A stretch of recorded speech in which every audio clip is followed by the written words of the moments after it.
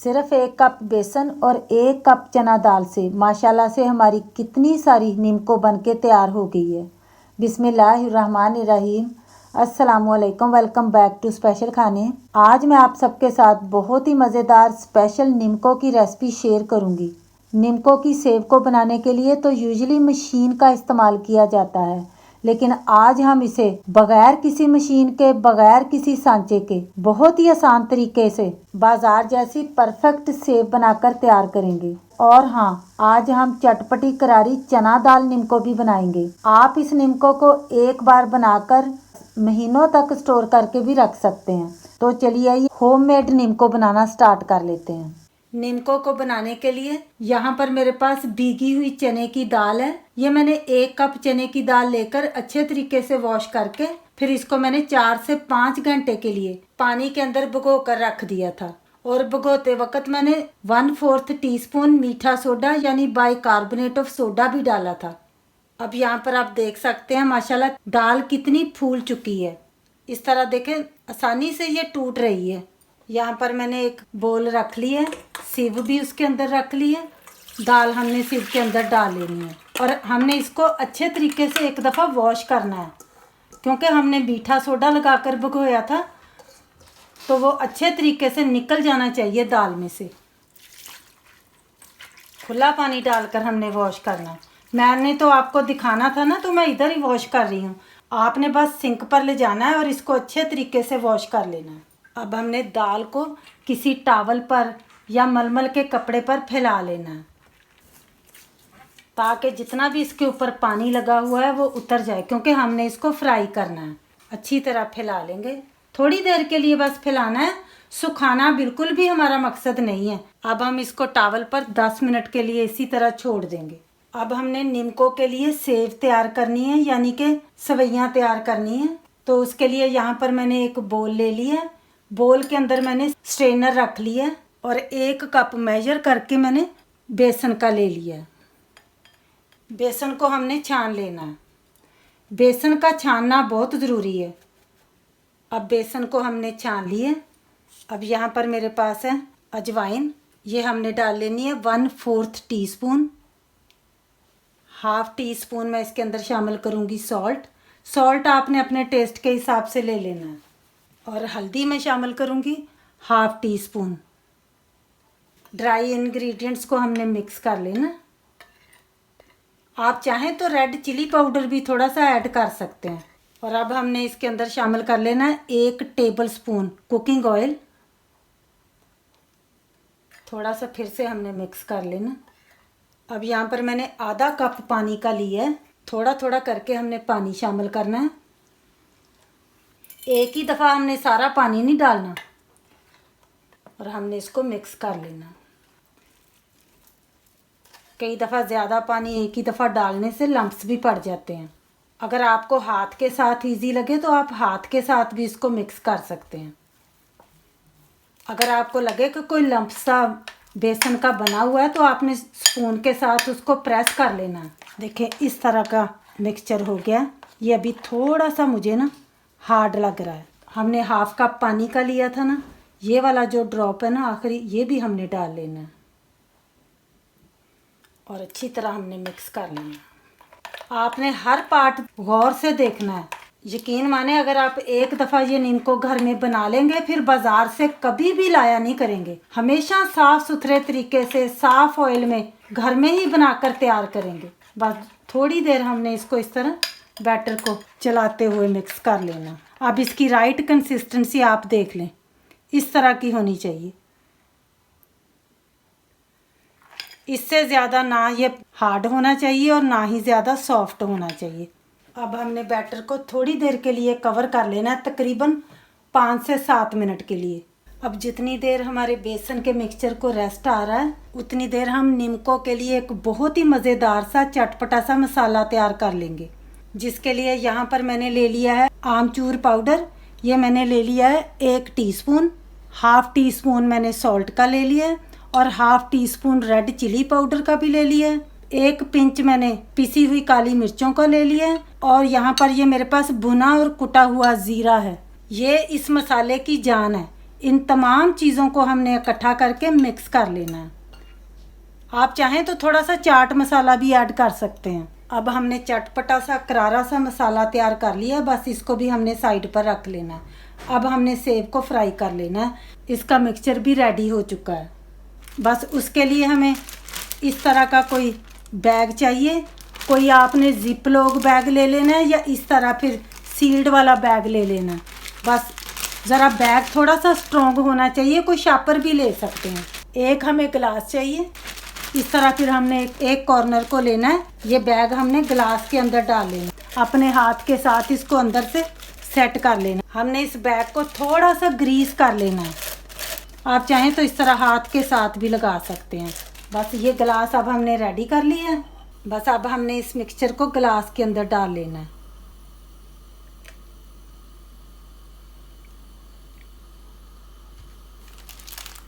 अब हमने इस तरह इसको बैग को इकट्ठा कर लेना है। देखें कितना अच्छा हमारा कौन सी बन गई है। इस तरह जितना मोटा या बारीक आपने सेव निकालना है, बस उतना सा हमने ऊपर से इसकी टिप काट लेनी है। बस थोड़ा सा मैंने काट लिया ऊपर से, क्योंकि मैंने बहुत ज़्यादा मोटे सेव नहीं बनाने, मैंने बारीक से बनाने हैं। ये अब रेडी है। अब दाल भी हमारी माशाल्लाह रेडी हो गई है। इसको हमने बिल्कुल ड्राई नहीं करना, बस इस तरह डैम्प ये होनी चाहिए। ये भी अब फ्राई करने के लिए रेडी हो गई है। यहाँ पर मैंने कुकिंग पैन के अंदर ऑयल रख लिया है। कुकिंग ऑयल बहुत ज़्यादा खौलता हुआ हमने गर्म नहीं करना, मीडियम सा हमने ऑयल को रखना है। अब हम सेव फ्राई करेंगे। हल्के हाथ के साथ बैग को हमने प्रेस करते जाना है।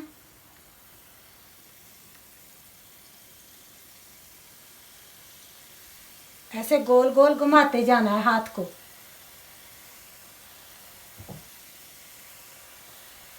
बस फ्लेम आपने इतना ही रखना है जितना अब मैंने रखा हुआ है। इससे ज़्यादा हम रखेंगे तो बहुत जल्दी ये जल जाती हैं।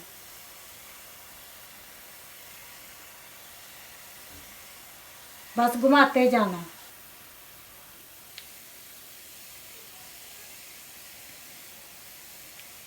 बहुत ये जल्दी फ्राई हो जाती हैं।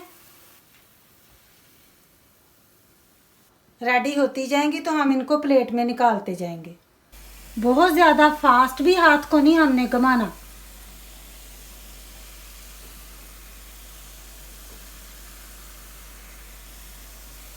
बिल्कुल मशीन की तरह बारीक सेव हम देखें शापर के साथ ही बनाकर फ्राई कर रहे हैं। अगर राउंड शेप ना भी बने ना तो वो कोई मसला नहीं है। बस हल्के हाथ के साथ हमने शापर को प्रेस करना है। अगर हम ज़्यादा हार्डली प्रेस करेंगे ना तो फिर ये शापर फट जाता है। दोनों साइडों से हमने इनको इस तरह थोड़ी सी साइडें इनकी चेंज भी कर देनी है। नीचे वाली साइड को ऊपर भी कर लेंगे ताकि दोनों साइडों से ये क्रिस्पी हो जाए। बस इस तरह का इनका कलर आना चाहिए। ना ज़्यादा डार्क ब्राउन होना चाहिए ना लाइट गोल्डन ब्राउन होनी चाहिए। ये फ्लेम का भी आपने ख़ास ख्याल रखना है। ज़्यादा हुआ तो ये जलेंगी, फिर बहुत जल्दी ये डेलिकेट होती हैं तो जल भी जाती हैं। माशाल्लाह देखें कितनी परफेक्ट हमारी सेव बन के रेडी हुई हैं। इसी तरह हमने सारी ही रेडी करनी है।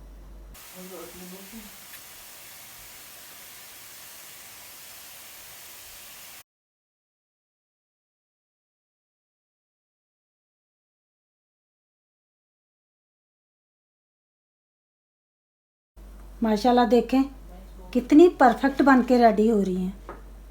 देखने वाला ये गैस नहीं कर सकता कि इन्हें हमने घर में तैयार किया है, वो भी बगैर सांचे के। अब हमने सारे ही सेव फ्राई करके रेडी कर लिए। अब हमने चने की दाल को फ्राई करना है। मैं इसको 2 दफ़ा करके फ्राई करूँगी।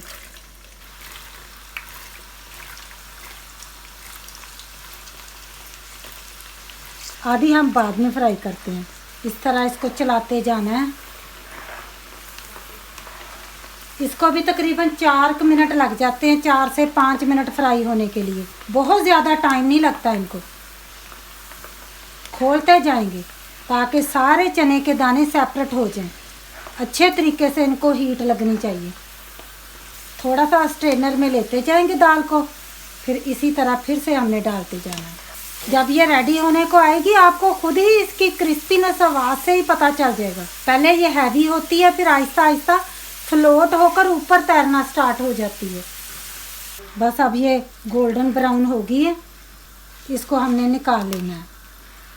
ये अभी थोड़ी सी लाइट गोल्डन लग रही है, लेकिन अभी इसने ठंडे भी होना है तो इसका कलर चेंज हो जाएगा।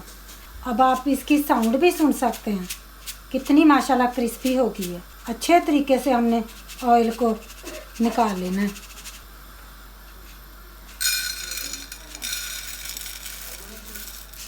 दाल को फ्राई करने का एक और तरीका भी, अगर आपको इस तरीके से इजी लगता है, आपने ऑयल के अंदर इस तरह स्ट्रेनर रख लेना है, फिर आपने दाल स्ट्रेनर के अंदर डाल लेनी है। इस तरह ज़्यादा इजी रहेगा आपको। मैंने आपको दोनों ही तरीके बता दिए हैं। अगर आपको ये इजी लगता है आप इस तरह कर सकते हैं। इस तरह फिर आपको ऑयल से निकालने की दाल को ना परेशानी नहीं होगी। कई दफ़ा निकालते निकालते जल भी सकती है, सिर्फ के अंदर ही फ्राई कर सकते हैं। ये वाली दाल भी रेडी हो गई है। अब इसी ऑयल के अंदर यहाँ पर मेरे पास कुछ कच्ची मूंगफली है, रॉ पीनट्स, इनको भी हमने फ्राई कर लेना है। फ्लेम को हमने बस मीडियम पर ही रखना है। पीनट्स को फ्राई करने में ज़्यादा टाइम नहीं लगता। इसका इंडिकेशन ये है फ्राई होने का कि ये फट जाती है, ऊपर से इनका जो छिलका है ना वो क्रैक हो जाता है। अब इसी ऑयल के अंदर मेरे पास ये थोड़ा सा नारियल है, ये मैंने फ्रिज में रखा हुआ था तो मैंने काटा है। तो थोड़ा सा मैं इसको सिर्फ तकरीबन चंद सेकंड ही इसको फ्राई करेंगे ताकि इसमें से नमी चली जाए। कलर नहीं हमने इनका चेंज करना।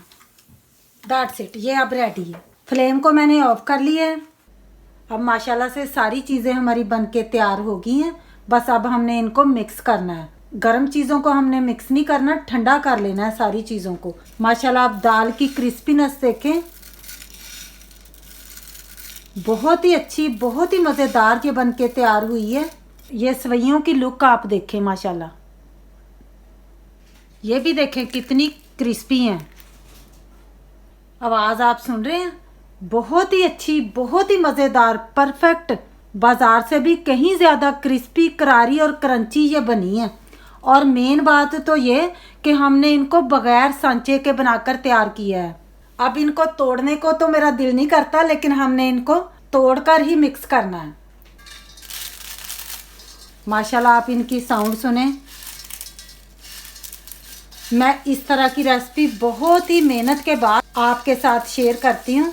कोई भी रेसिपी मैं रैंडमली उठकर आपके साथ शेयर नहीं करती। अब इसके अंदर हम ये अपनी क्रिस्पी करारी चना दाल फ्राई जो हमने की है इसको हमने डाल लेना है। और हाँ, ये जो पीनट्स मैंने फ्राई किए थे इनमें से कुछ तो मैंने छिलके समेत ही रहने दिए हैं ताकि दिखने में नीमको अच्छी लगे, और कुछ के मैंने छिलके उतार कर दो दो पीसेस कर लिए हैं। और ये हमारा नारियल भी आपने देखा था फ्राई किया था, इनको भी हमने डाल लेना है। और साथ ही ये ऑप्शनल है, मेरे पास ये किशमिश है। हमारे यहाँ नीमको के अंदर हमेशा किशमिश का इस्तेमाल किया जाता है। मीठा जब मुंह में थोड़ा सा किशमिश का पीस आता है तो फिर बहुत अच्छा लगता है। देखें किशमिश डालने से कितना अच्छा लुक लग रहा है ना। अब ये जो हमने मज़ेदार सा चटपटा सा मसाला तैयार किया था इसको डालना नहीं भूलना। ये आपने अपने टेस्ट के हिसाब से डालना है, कम या ज़्यादा, सारा भी डाल सकते हैं। मिक्स कर लेंगे, मैं हाथ के साथ ही मिक्स करूँगी। बस अब ये रेडी हो गया है। अगर आपके घर में अचानक से गेस्ट आ जाएं और घर में चाय के साथ कुछ भी ना हो, तो अगर घर में ये बना हो तो सोने पर सुहागा है। इतना सारे पसंद करेंगे कि खाकर ये गैस नहीं कर पाएंगे कि इन्हें आपने घर में तैयार किया है या बाज़ार से ली हैं। आप इसको इस तरह कोई एयर टाइट जार के अंदर डालकर महीनों तक रख सकते हैं, ये कभी भी ख़राब नहीं होती, मेरी गारंटी है। इस तरह आपने जार के अंदर डाल लेना। जब भी कोई गेस्ट आए, खुद का खाने को दिल करे चाय के साथ, तो आप इसको एंजॉय करें। अगर आपको मेरी ये आज की नीमको की रेसिपी पसंद आई है तो प्लीज़ शेयर कर दीजिएगा ज़्यादा से ज़्यादा फैमिली और फ्रेंड्स के साथ, ताकि देखने वाले जिनके पास सांचा घर में नहीं है वो भी इस तरीके से मज़ेदार सी परफेक्ट, बाजार से भी कहीं ज़्यादा बेहतर तरीके से ये निम्को घर में बना के तैयार कर सकें। अब मुझे दीजिएगा इजाज़त, दुआओं में याद रखिएगा, फिर मिलेंगे इंशाल्लाह ताला मेरी एक बहुत ही ख़ास रेसिपी के साथ। तब तक के लिए ढेरों दुआओं के साथ अल्लाह हाफिज़।